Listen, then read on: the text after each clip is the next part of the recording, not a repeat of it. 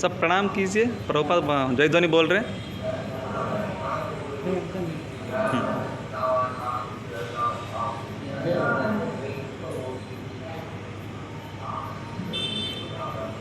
हमारे जो श्रेष्ठ पुरुष है हमारे मनुष्य जीवन के, मतलब जो राजा है, हमारे पॉलिटिकल पार्टी के जो लीडर्स हैं, उनको ये अध्ययन करना चाहिए जिससे वो हमें अच्छी तरह प्रोटेक्ट कर सकें।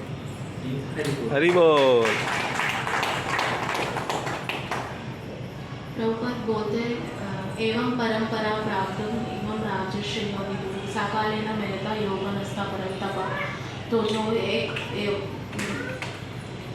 जो वैदिक दर्शन में आता है, तो वो जो चेन जो है जो ब्रेक हो गया, तो फिर भगवान आके वो जो नॉलेज जो ब्रेक हो गया अगेन रिपीट करता है भगवत गीता में।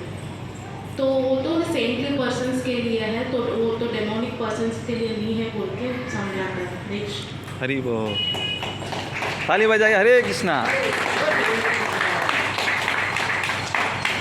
बोला कि हम लोगों को मनुष्य जन्म, भगवान ने हम लोगों को मनुष्य जन्म दिया कि वो बेकार नहीं होना चाहिए, इसीलिए हम लोगों को अच्छा से भक्ति करना चाहिए, भक्ति में जाना चाहिए। हरे कृष्ण। हरे कृष्णा।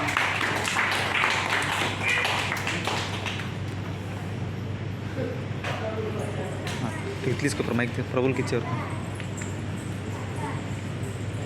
प्रभुपाद जी बोल रहे थे, महाप्रभु बोले थे कि भारत भूमि तो जन्म जाए, मनुष्य जन्म करे सार्थक करे पर उपकार। तो भक्ति का जो फर्स्ट स्टेप है उसमें श्रवणम फर्स्ट स्टेप है। तो श्रवणम जो है हमको सुनना चाहिए और सुन के ऐसे अपने पास नहीं रखना चाहिए, उसको सुन के अप्लाई करके दूसरों को भी बताना चाहिए। तो श्रवणम कीर्तनम जो है उन्होंने तपस्या किया था कि नहीं मरने का, लेकिन ऐसा हमें तपस्या करना चाहिए कि हमें भगवान धाम के पास जाने के लिए। हरे कृष्ण। हरि बोल। प्रभुपाद जी कहते हैं कि तपस्या हम जिस मनोधर्म पे रह करके करेंगे उससे वैसे ही फल प्राप्त होगा। अगर हम सतोगुण में रह करके तपस्या करते हैं तो भगवत प्राप्ति होगी, और तमोगुण में रह करके हम तपस्या करेंगे तो वो पशु जन्म ही मिलेगा। इसीलिए तपस्या हमें सही मार्ग में, सही दिशा में करनी चाहिए।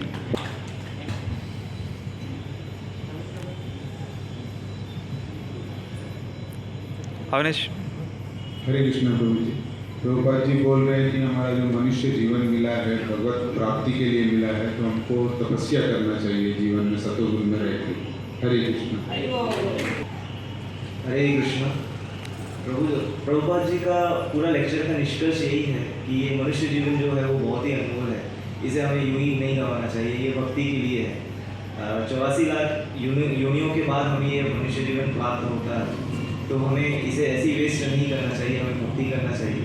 और पूरा जीवन जैसे हम प्रैक्टिस करेंगे, हमारा अंतिम समय में वही हमारा काम आएगा। लाइक आखिरी समय में हमारा जो भाव होता है वही अगला जन्म हमें उसी योनि में मिलेगा। लाइक हमारा आखिरी वक्त में अगर हमारा भाव किसी पशु के समान होगा हमारा सोच, तो हमें उसी योनि में जन्म मिलेगा।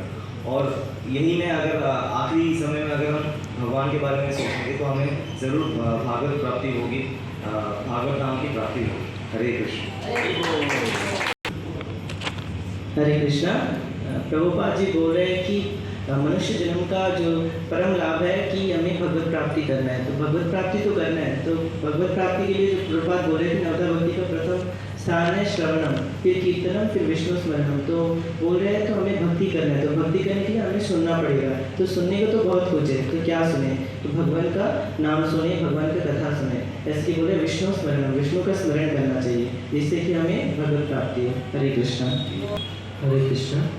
जैसे प्रभु ने बोले कि हमारे पास जो भी रिसोर्स है उनको हमें थैंक यू कहना चाहिए, और दूसरों की सेवा में हमेशा हमें तत्पर रहना चाहिए। जब भी जिनको भी हमारी सेवा की ज़रूरत होता है तो हमें भी आगे आके उनको सेवा करना चाहिए।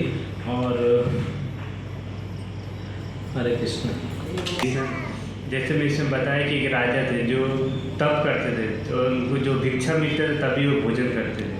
तो उससे हम लोग ये शिक्षा मिलता है कि हम लोग को भी तप करना चाहिए भगवान के लिए। हरे हरे हरे। तपस्या इसलिए करते हैं हम लोग मनुष्य जीवन मिला है तो हम लोग तपस्या जरूर करना है। आज के समय में तपस्या मतलब यह है कि कृष्ण भावनामृत में जुड़ के जो हम लोग जो कर रहे हैं इसी को ही तपस्या बोलते हैं।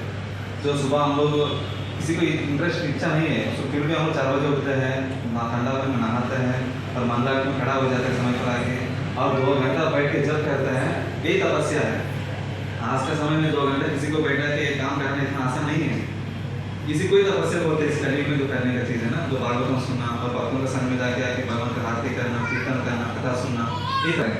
और उसके बाद बता रहे जैसे प्रभु जी बताया, एक ऐसा तपस्या का करने वाला राजा लोग होता था पुराना समय में।